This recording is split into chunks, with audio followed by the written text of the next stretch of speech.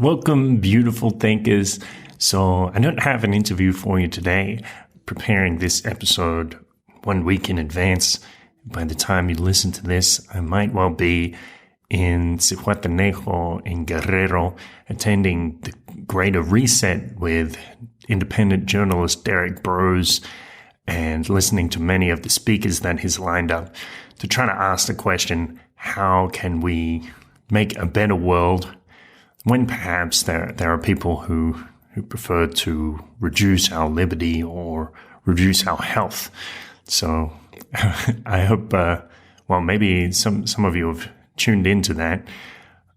Now, this episode, I've been thinking a lot about how to contextualize information and how having some media savviness would really help a lot of people out there decrease the amount of fear that's going on in the world. If you just stop and ask three questions, what's the agenda, what's the context, and what's the content? So in this episode, I'll explore those three questions and give you some examples. As I say in the episode, don't intend to try to convince you of any particular point of view. What I'm trying to do is give you some tools that you can use to analyze the information that you receive. And hopefully that will alleviate fear and help people see things in a clearer way. I will leave some links in the description or in the post on the website, but a lot of these things, they don't require citations because I'm just talking about logic and philosophy, and analysis. These things are principles, and the idea is to use them or look at them, examine information using these techniques, and see for yourself whether they bring you to greater truth. So these things don't really require citations. They don't require sources for me to ask questions. If you ask good questions, it tends to be that you get good answers. So it is important. So check out the website, of course, beautifulpodcast.com.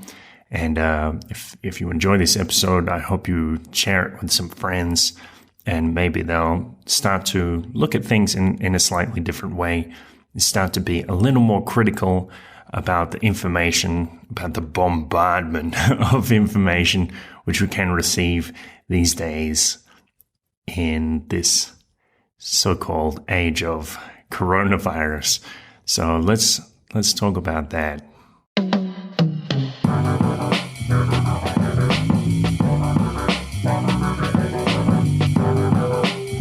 This is a beautiful thought. As a wise man once said, teachers come in many forms. And I do think that recent events over this last year with this COVID pandemic and this COVID panic-demic, I think there's a lot to be learned here.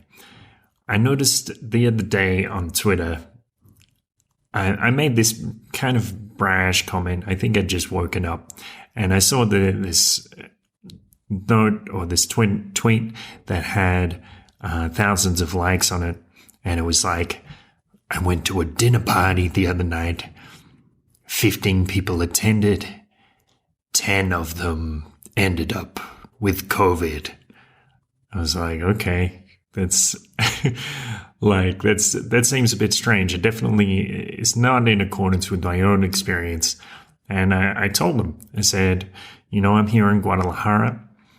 People are going out to clubs every weekend, sometimes legal ones, sometimes illegal ones. People are going to bars, people are having birthday parties.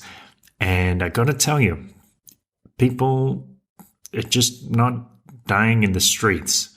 So don't believe the hype. Now, like I said, it's a little brash, but, well, it is Twitter, so you have to be concise. And I succeeded on that point. But people didn't like that, and I was not expecting the disproportionate response And suddenly I realized how much people have been affected by this. And I don't mean affected in terms of disease. I mean in terms of the hysteria.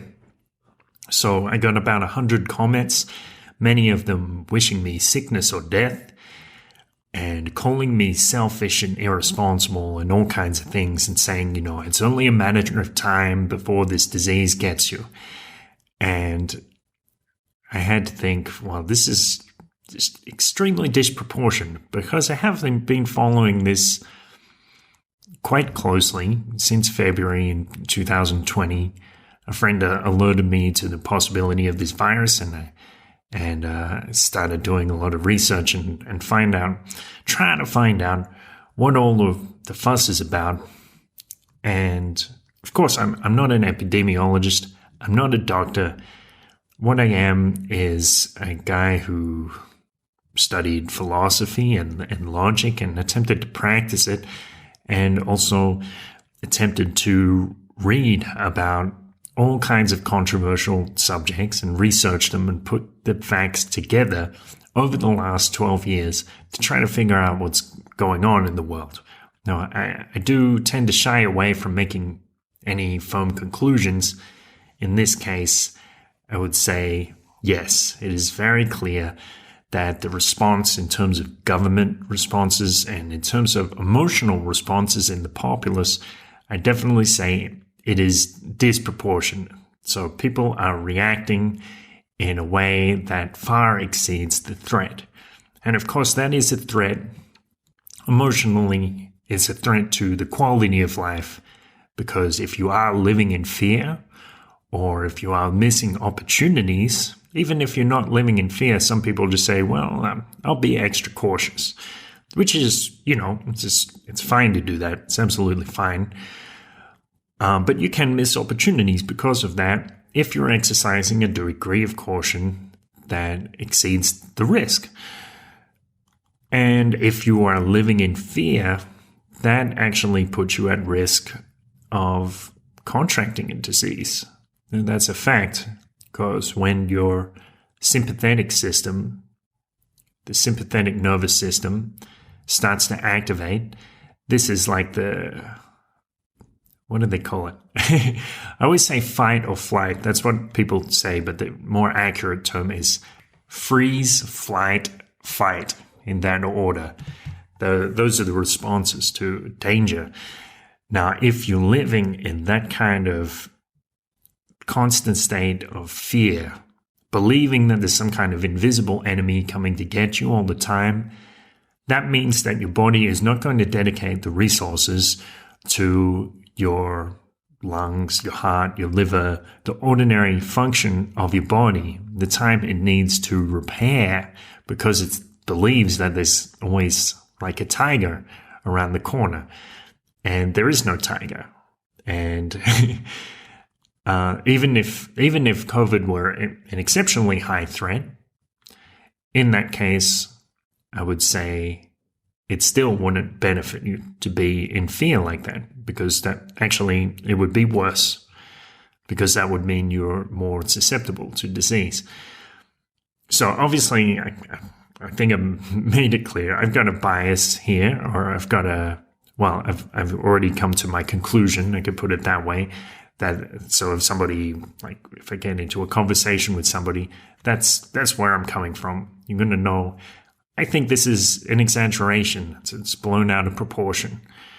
But I don't intend to present something like, you have to trust me. You don't have to see it my way. I'm not here to convince you of that. What I'm trying to do is give you a few questions, a few tools that you can use to apply to the information you receive, so you can decide for yourself, and you don't have to rely on me or my authority or the authority of my sources or anything like that. That's what I want, so you can think for yourself. Of course, I'm here trying to create this podcast so people can improve the quality of their lives by improving their mental hygiene. Now, if I give you all these great tools for happiness and meditation and calm and contentment, relaxation, and then you're lacking in discernment and you turn around and hear the news, and the news is telling you that everything is terrible and it's never going to be the same and all these other things, that's going to be a problem, because it's going to mean that you're not going to be able to put those things into context, and they will probably affect you. So this might, on the surface, maybe some people will say, oh, this doesn't seem related to meditation.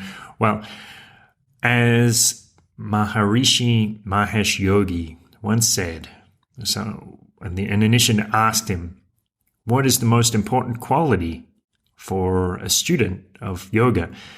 And the Maharishi said, the most important quality is discrimination, which is to say, not allowing Irish people into a bar. He meant discrimination as in discernment, looking at information, deciding what is valuable and deciding how to pursue it. And if you don't have discernment, then you won't be able to know what's really going on in the world, and you will be fooled easily.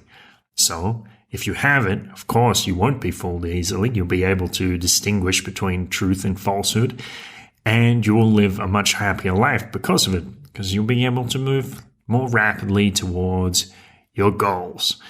So I'd like to present you these 3 jewels. Well, all right, they're not jewels, but they are 3 tools. And the 3 tools are these questions. What is the agenda? Second question, what is the context? And the third question, what is the content? So, what is the agenda? Now, you may have heard of this phrase, if it bleeds, it leads. Now, I suppose with many people, maybe it hasn't fully occurred to them what this phrase means. Of course, it's referring to media. It means if they have something sensational or even horrifying, that's what's going to appear in the headlines. That's what's going to come up first on the nightly news, because that's the thing that's most likely to get people to stick around. So humans have a bias towards terrible information, towards sensational and horrifying information. Some say that's an evolutionary bias because we tend to survive more if we're overcautious. But of course, now, being conscious beings, conscious intelligent beings with divine light shining within us, we can go beyond that. So we don't just have to stick with our evolutionary or our bodily biases. We don't have to continue to be manipulated. We can use our intelligence, our discernment, to figure out what's going on, accurately assess the risk, and take action accordingly. The fear doesn't necessarily need to enter in. If it bleeds, it leads. So the news knows that if they play these sensational stories, then you're more likely to stick around and watch the TV or click on their website. So they have this motivation. They want you to be afraid. Now, you might think, a lot of people kind of assume that the news is there to tell you what's going on in the world. And that's part of their purpose, but really a show that's on TV is a TV show. And they're looking for ratings. They're looking to improve their viewer share and to increase their advertising revenue. And the same goes for many websites. There are rare independent journalists who are more interested in the truth than money. And if you find some of those, well, maybe you should value them highly. And, some of them manage to make money in alignment with that truth. But many of them, well, you know what they say? It's hard to get a man to see something when his salary depends on him not seeing it. So if there's a conflict between the truth and the money, a lot of the time the money wins out because the organizations that do not pursue money tend to be short-lived. You need money to continue to run a website or a newspaper or whatever it is. So these organizations have this bias. What is their agenda? They want to make money, and they want you to be afraid. Well, they don't necessarily want you to be afraid, but this is their byproduct of their medium.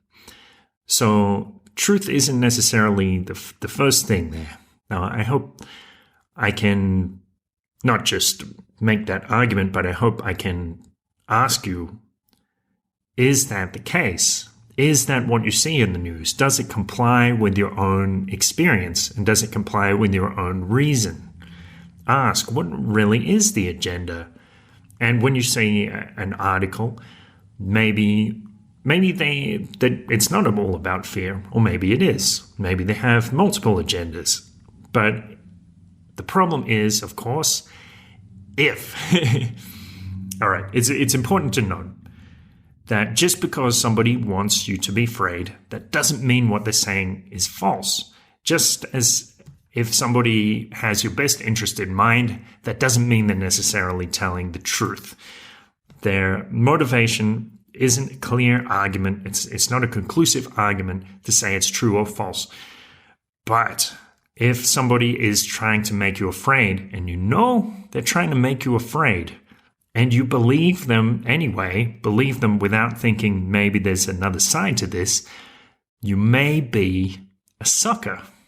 You may be misled quite easily. So it is important to think, well, if they do have this motivation, maybe there's something else to it. And of course, governments and other organizations, they also have their motivations. Some people would say to me, well, governments want tax revenue. So they want their herd or their cattle or their populace, their taxpayers, to make more money. So they actually want these people to be employed. And if something goes against that, then it's clear that they're doing it for a good reason. Now, I think that's some overly simplistic logic. I think governments, just like media organizations, just like individuals in general, have a complex array of motivations. You know, there are good people in government with good intentions and fine discernment and trying to get policies across that will actually help people. There are also populists in government who just care about getting elected again, and they don't necessarily care about truth or what is really good for the people. And there are also greedy people in government who are trying to expand their power. And there is that expression, like the expression is, never let a good crisis go to waste. Because people know that when something scary happens, that is when people are their most vulnerable to manipulation. So it's not just a case that governments are looking out for us. Maybe there's something else going on. Maybe. But, again, it's not up to me. I just want to give you the question. All right. And, you can note my bias here.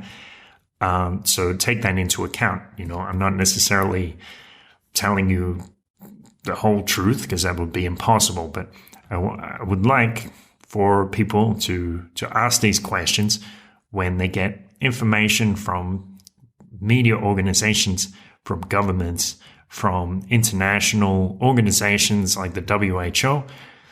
What is their agenda there?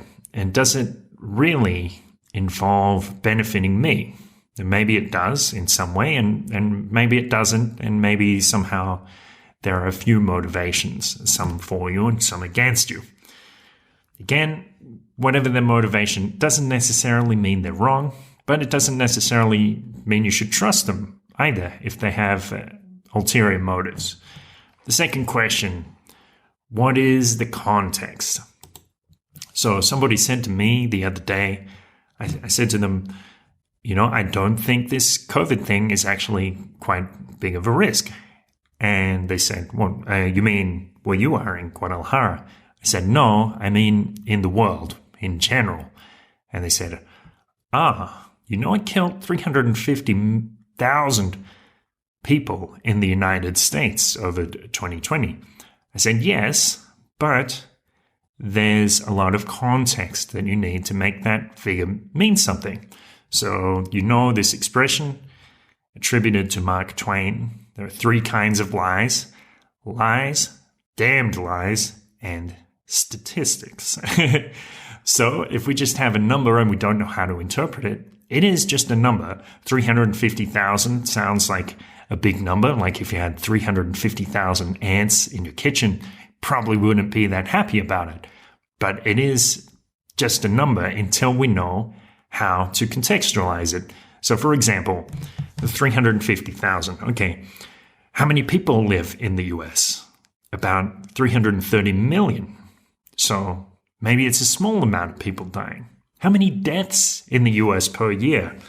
It's about 8 per 1,000. And that's been the case a little more than that, but since about 2009, it's been about 8 per 1,000. So that means there's about 2.6 million people who die in the US every year.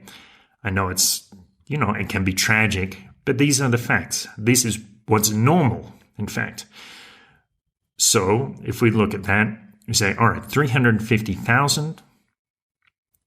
That means there's 2.3 million who did not die of COVID. In fact, they died of something else. So is it a big number? Well, it's a significant percentage, but it's not huge. It's not any more disastrous than any other year, right? We ask, how many people die in the US of medical malpractice? It's about 500,000 every year. How many people die of heart disease? About 600,000 every year. So is 350,000 a large number? Well, it's a significant number. It's a lot of people, but it's not outside the ordinary. But then we say, okay, how many deaths worldwide? Okay, so 1.8 million people in a year died of COVID. That sounds pretty serious. 56 million people die every year. So in that context, again, it doesn't seem like such a big number. How many people die of the flu every year in the US? It's about 60,000.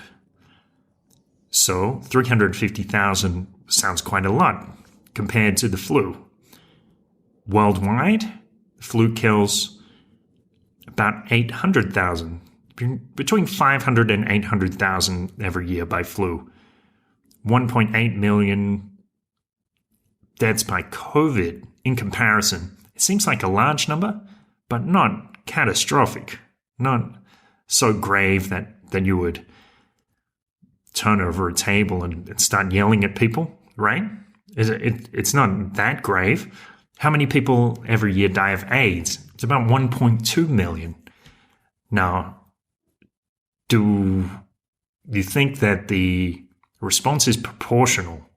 So is it like what people have done, what governments have done for COVID, would they do 1/3 of that for influenza?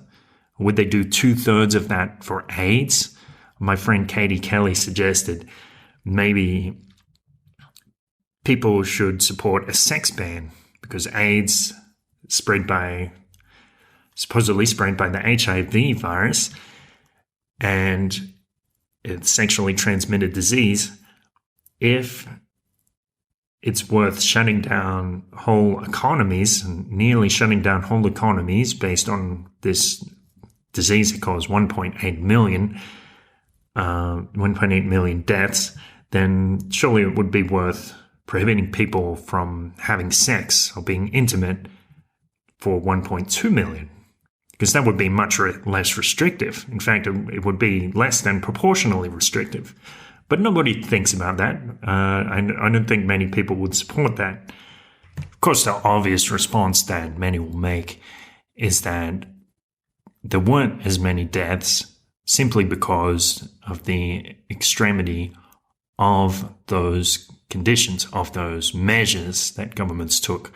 And we have reason to believe that's not true. So I can leave some links in the description or in the notes on the website if you're curious about that. But the question is, 350,000, is that a lot or is that a little?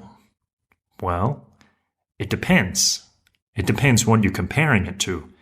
And if you're willing to entertain an idea, somebody can present it to you as if it's so many, as if it's a lot, as if it's world-changing.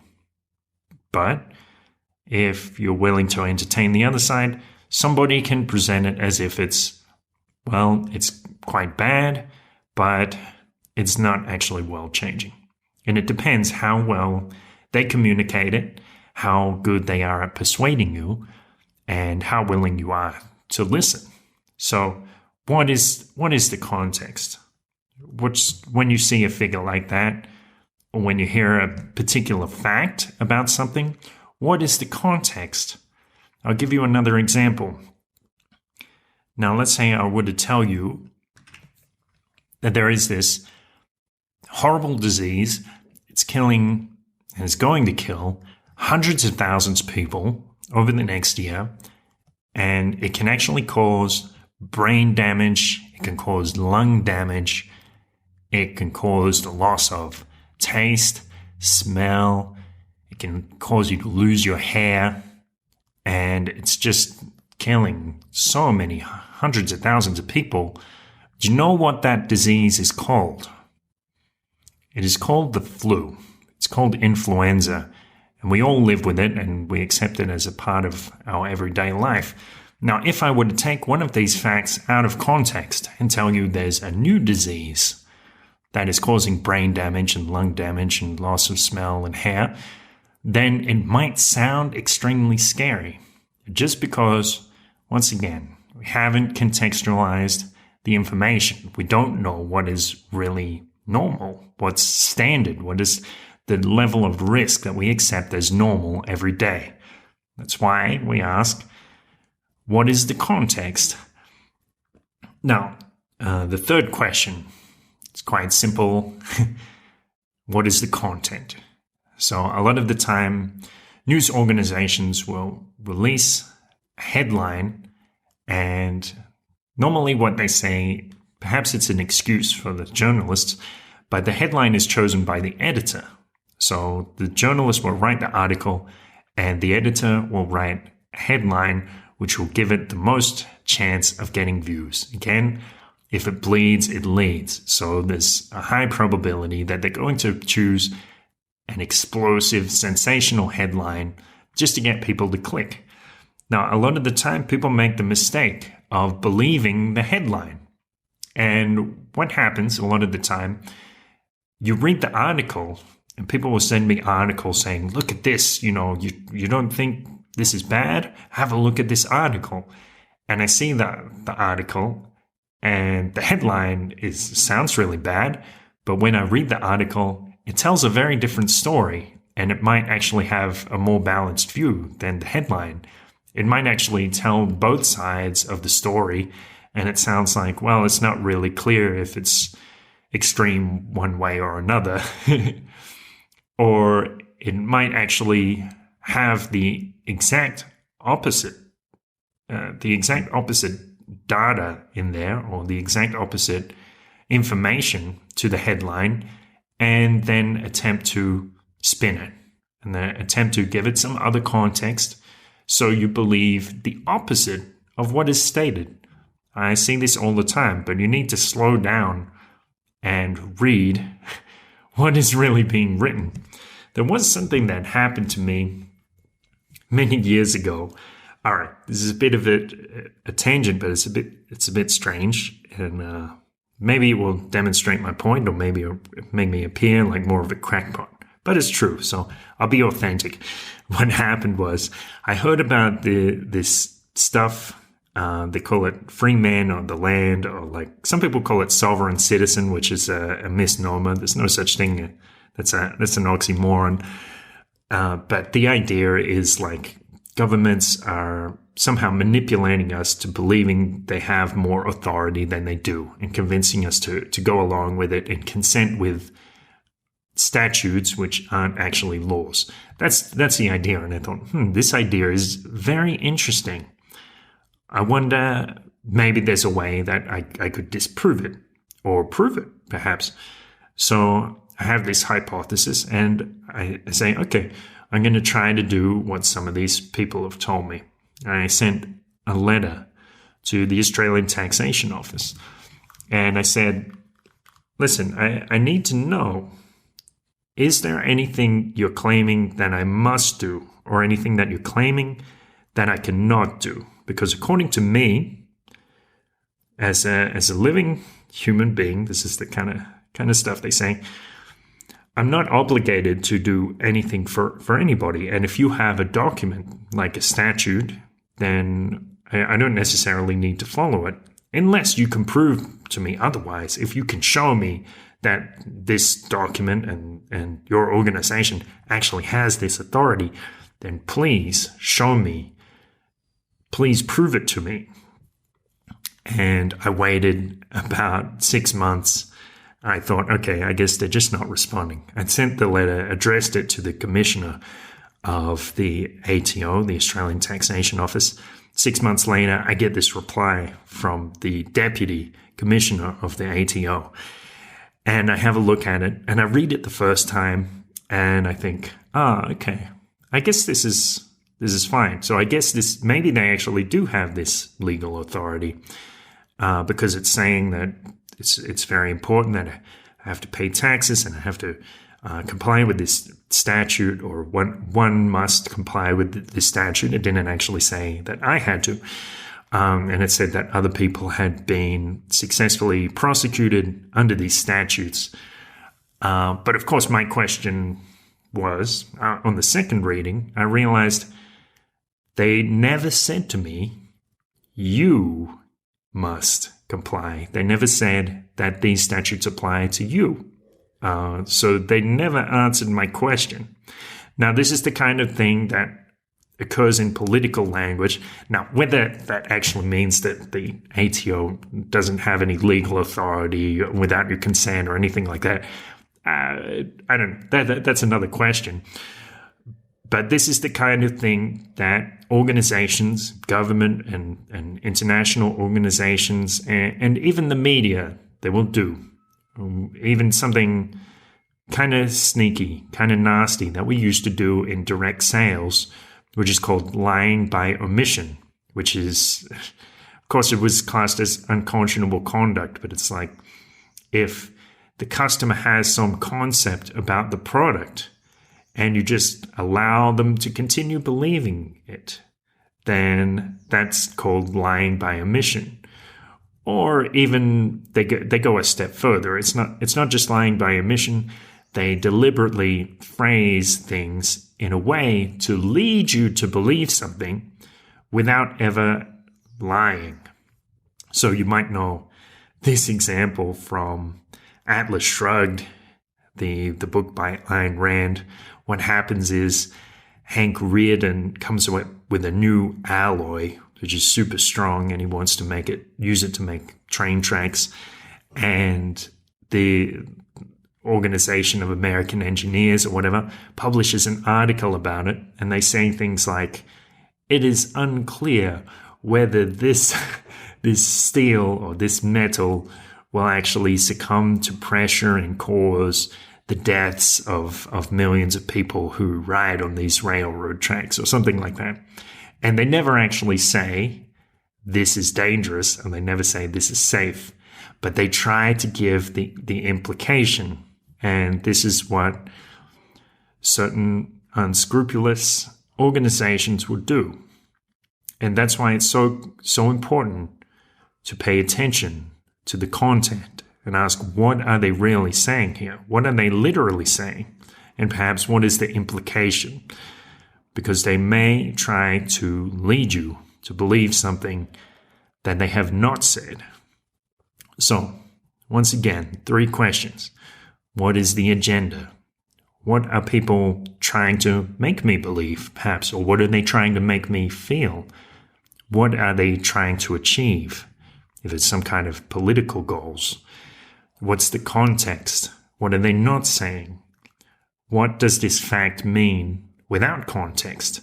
Is it good or bad? Or what other information could I find that would tell me if this is actually normal or not?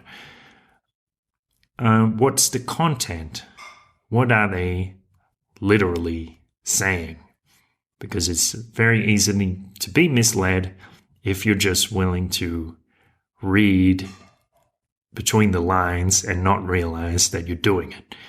So I hope that people out there will take these 3 tools and start to look at the media when you're presented with information and try to look beyond the surface and know that perhaps you're being manipulated. Because what happens when you're aware that somebody is attempting to manipulate you, when that enters your consciousness, instantly the spell is broken. They're trying to make you a pawn, but you are not a pawn.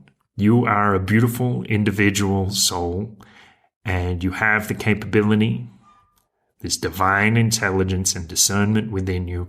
You can develop it and expose things to the light by using this brightness that is in your mind.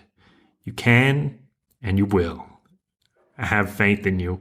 Thank you for listening and have a wonderful day.